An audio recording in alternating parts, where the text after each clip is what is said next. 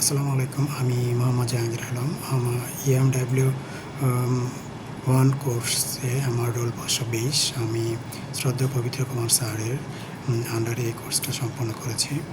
তো বাংলাদেশ চিকিৎসা ফাউন্ডেশন কর্তৃক আয়োজিত বিভিন্ন সময় স্বল্প রেজিস্ট্রেশন ফিতে এই বিভিন্ন কোর্সের আয়োজন করে থাকে এবং ফ্রি মেডিকেল ক্যাম্পের আয়োজন করে থাকে। তো আমি হেলথ অ্যান্ড সেফটি সেক্টর নিয়ে কাজ করি।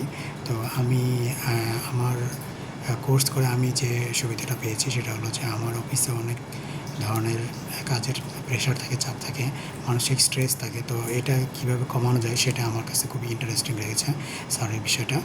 তো যেমন মানসিক চাপ কাকে বলে, যেমন একজন পরীক্ষার্থী রাতে ঘুমাতে পারছে না, পেট খারাপ, এই বিষয়গুলো যদি কারো হয় তাহলে এটা হলো মানসিক চাপের জন্য হয়, মানে পরীক্ষার চাপের জন্য এটা হচ্ছে। মানসিক চাপ আমরা কীভাবে নিয়ন্ত্রণ করতে পারি? মানসিক চাপ আমাদের নিয়ন্ত্রণের 5টা উপায় রয়েছে। ব্রিথিং এক্সারসাইজ, মানে ধীরে ধীরে শ্বাস নেওয়া এবং ছাড়ার অনুশীলন, তারপরে মেডিটেশন, বর্তমানে মনোযোগ স্থাপন করে মস্তিষ্ককে প্রশমন করা যায়। তারপর শারীরিক ব্যায়াম, দৌড়ানো, হাঁটা, যোগ ব্যায়ামের মাধ্যমে করা যায়। সাংগঠনিক সহযোগিতা, কারোর সাথে কথা বলা, যার সাথে কথা বলতে ভালো লাগে এরকম কিছু কথা বলে মানসিক চাপ নিয়ন্ত্রণ করা যায়। রুটিন ও পর্যাপ্ত ঘুম, দৈনিক নিয়ম মাফিক চলা এবং কি পর্যাপ্ত বিশ্রাম নিলে মানসিক প্রশান্তি পাওয়া যায়।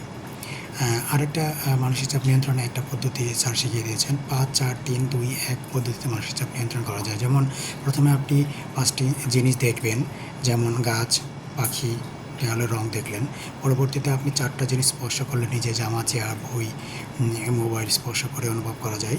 পরবর্তীতে আপনি 3টে জিনিস শুনবেন, আশেপাশের 3টে জিনিস শুনবেন, গাড়ির শব্দ, টিকটিকি ডাক, কুকুরের আওয়াজ শুনবেন। তারপরে 2টি গন্ধ নিলেন।